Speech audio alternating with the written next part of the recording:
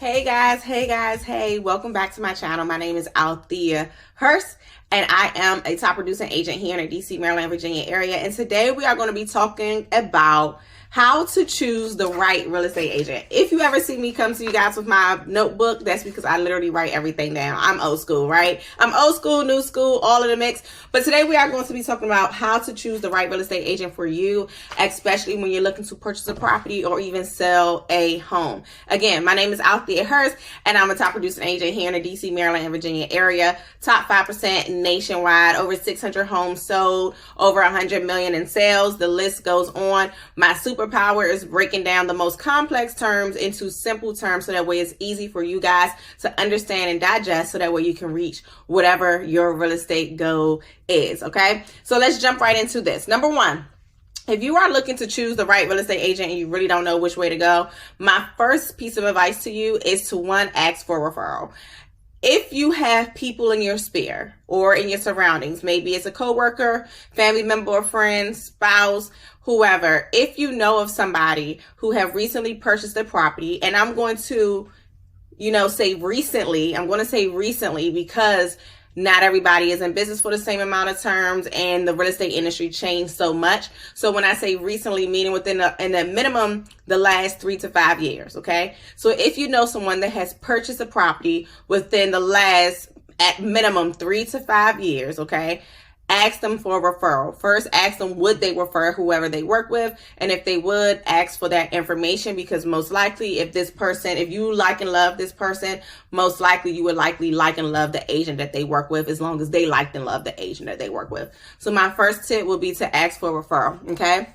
My second tip will be for you guys to interview them. This is where you want to ask all the questions as far as what their experience looks like. How are their processes? Are they full-time? Are they dual career? How do they expect to make sure that you're taken care of? How do they work with clients? What areas do they work in? What areas do they service? How many licenses do they hold? How long have they been in the business? Are they on a team? What brokerage are they with? Those are some questions that you may just want to ask them while you're interviewing them, so that way you can try to get a feel for this individual, and you can also see if this is somebody that you want to work with. Okay.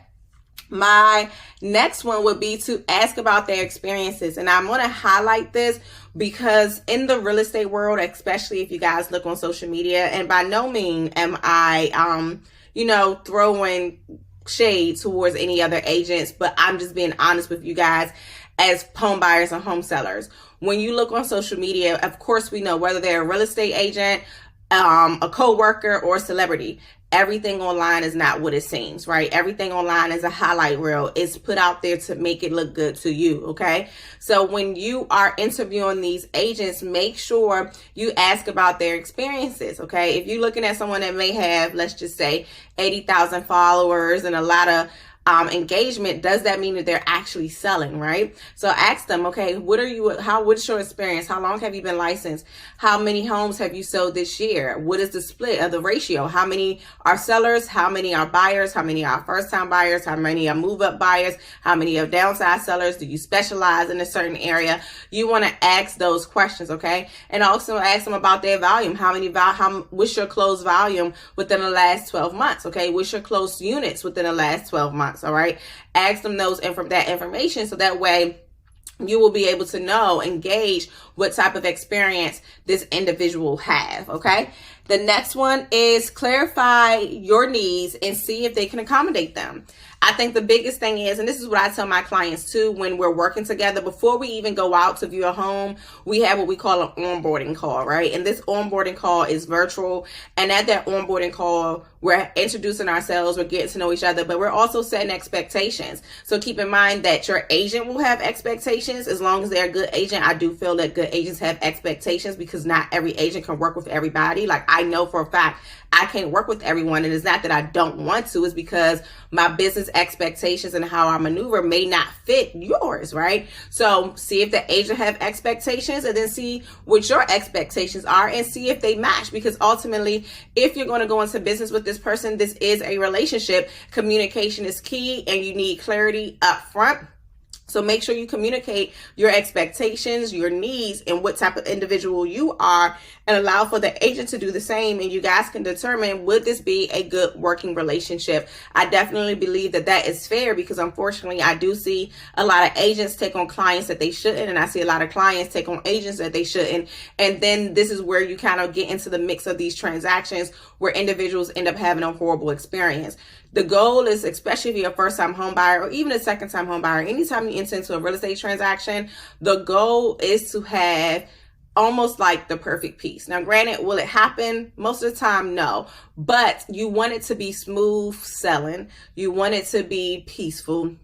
You want it to be easy, right? You want to have communication. You want to make sure everything is easy going. You want to be able to feel that you can trust your agent. You want to be able to know that your agent is fighting for you. You want to be able to know all of these things, right? And the way that you can figure that out is by setting those expectations up front and making sure that the agent can reach those, okay? And then next one, can you trust them? I think that's a big thing. And trust is a really, really big word. And this is why I say ask for referral, because if somebody that you like, love, know, and trust, loves, know, and trust the agent partner that they work with, it may make it easier for you, right? But it's a great question, which is, hey, do I trust you? A lot of times that trust can be built off of one conversation, because honestly, you could be able to tell if this is somebody you want to work with after the first time that you guys have communication, based upon how the person speaks, because you know when somebody is speaking with confidence, you know when somebody knows what they're doing, and you also know when someone is a little bit hesitant and things of that nature. So build that trust within the individual. And that's going to be very important. Just as much as trust is important in a marriage or a relationship, trust is also going to be important in this business relationship as well. Okay. And then lastly, you guys, research their social media, right? So of course we know that social media, like I said, is a highlight reel. Everything is there to make it look amazing and beautiful and pretty, right? To make everyone look like they're well off and amazing.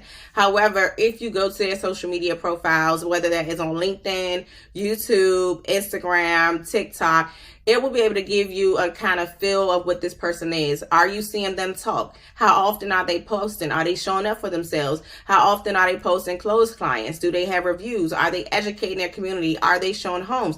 What type of person is this online to determine if this is somebody that you may want to work with? And keep in mind that most first-time home buyers, or even second-time home buyers, or even home sellers, go to the internet first to look for an agent before they actually start to reach out for referrals. So make sure you just do your due diligence and your research, okay?